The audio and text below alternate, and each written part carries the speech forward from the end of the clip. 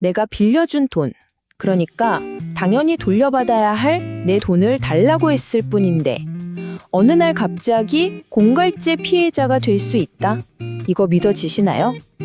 오늘은 바로 이 권리를 찾는 것과 범죄 사이에 정말 아슬아슬한 그 경계선에 대해 자세히 한번 들여다볼게요. 아마 다들 이렇게 생각하실 거예요. 아니, 내 돈 내가 돌려받겠다는데 이게 왜 죄가 되냐고. 돈 떼인 것도 진짜 억울해 죽겠는데 그걸 받으려다가 범죄자가 된다니? 아니, 이게 말이 되나 싶죠? 사실 모든 게 바로 이 질문에서 시작돼요. 그런데 바로 이 지점에서 우리의 생각하고 수사관의 시선이 완전히 달라집니다. 나한테는 너무나 당연한 권리 행사인데 법의 눈에는 이게 다른 사람을 억압해서 이득을 챙긴 일종의 지능적인 약탈 행위로 보일 수 있다는 거예요. 자, 이 엄청난 차이가 어디서 오는지 지금부터 한번 파헤쳐 보겠습니다. 여기서 채권자들이 하는 가장 흔하고 또 가장 치명적인 실수가 뭔지 아세요? 바로 나는 돈 받을 권리가 있으니까 뭐 어떤 방법으로든 받아내기만 하면 돼 라고 생각하는 거예요. 하지만 법은요, 여러분의 권리만 보는 게 아닙니다.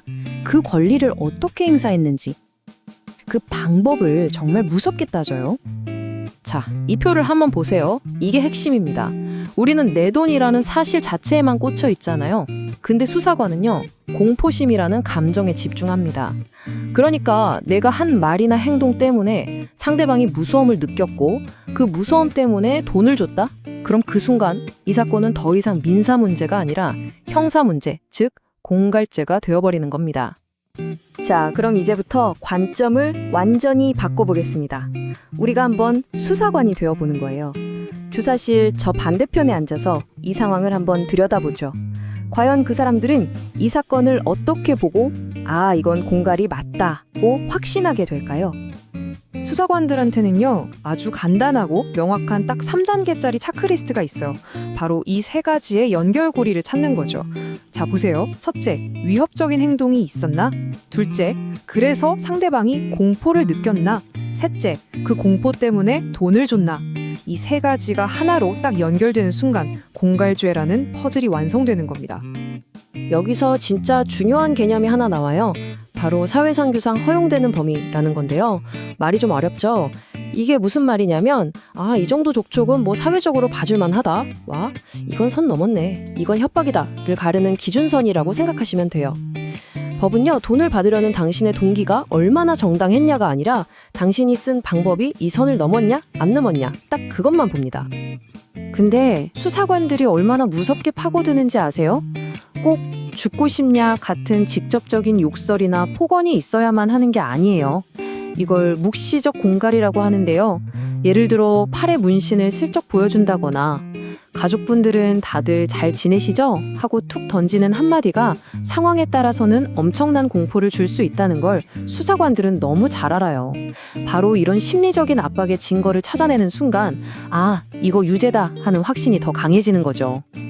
자, 이제 당신을 범죄자로 만드는 가장 결정적인 증거에 대해 얘기해 볼 시간입니다. 그게 뭘까요? 바로 당신이 직접 보낸 말과 글입니다. 요즘 같은 시대에는 더 무섭죠.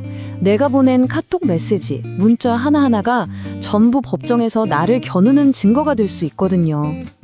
이게 정말 기가 막힌 지점인데요. 나는 분명히 깨끗하게 헌법적으로 처리하겠다는 뜻으로 법대로 처리하겠습니다 라고 보냈어요. 근데 만약 이 메시지 전후에 조금이라도 험악한 분위기가 있었다면 수사관은 이걸 어떻게 볼까요? 아, 이건 진짜 협박을 하기 전에 나 합법적인 사람이야 라고 밑밥 가는 거구나. 일종의 위장막이구나. 이렇게 기록할 가능성이 아주 높습니다. 나도 더 이상 잃을 게 없다. 이 말 진짜 많이들 쓰시죠. 너무 억울하고 절박하니까요. 하지만 수사관의 조사 기록에는 뭐라고 쓰이는지 아세요? 피해자의 약점을 이용해서 적극적으로 협박했다. 이렇게요. 내 의도랑은 완전히 다르게 내가 뱉은 말이 내 발목을 잡는 완벽한 증거가 되는 순간입니다.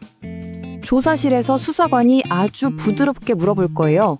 아니, 근데 상대방이 그렇게 겁먹을 줄 정말 모르셨어요? 이건 절대 여러분의 억울함을 들어주려는 게 아닙니다. 이건 함정이에요. 상대방이 겁먹을 걸 알면서도 일부러 그랬다는 법률 용어로 미필적 고의를 끌어내려는 덫이라고요.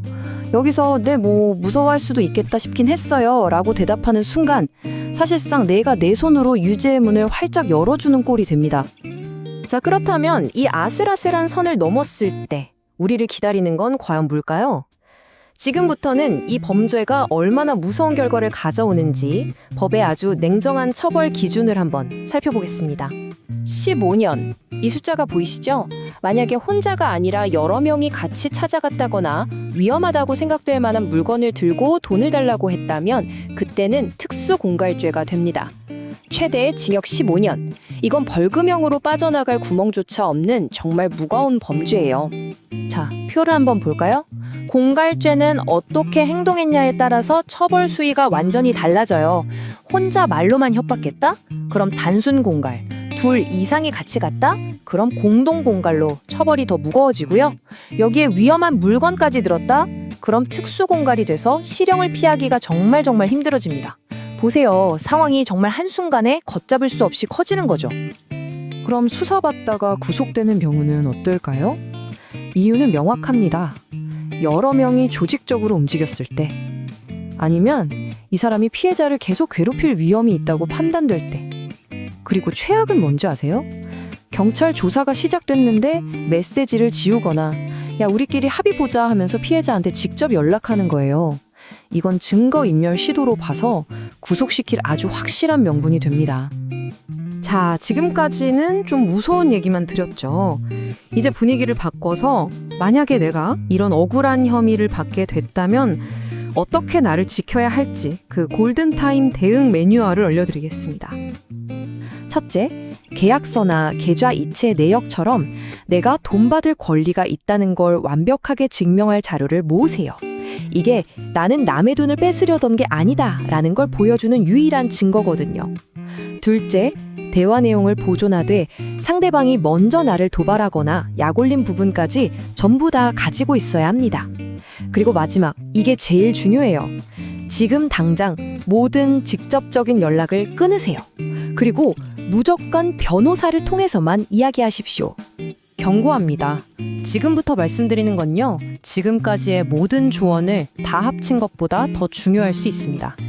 이거 하나 잘못하면 앞에서 말한 거 다 잘해도 구속영장이 나올 수 있어요. 절대로 피해자의 가족이나 직장에는 연락하지 마세요. 이게 왜 최악이냐면요, 수사관 눈에는 이게 아직도 공갈이 진행 중이네? 라고 보이거든요. 이건 수사관한테 저 좀 빨리 구속해주세요 하고 아주 강력한 명분을 그냥 던져주는 거나 마찬가지입니다. 절대 하시면 안 됩니다.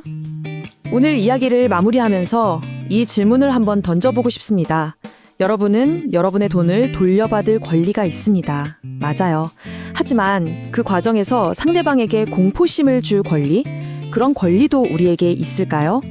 법이 긋는 아슬아슬한 선은 바로 이 질문에 대한 여러분의 대답 위에 그어져 있을 겁니다.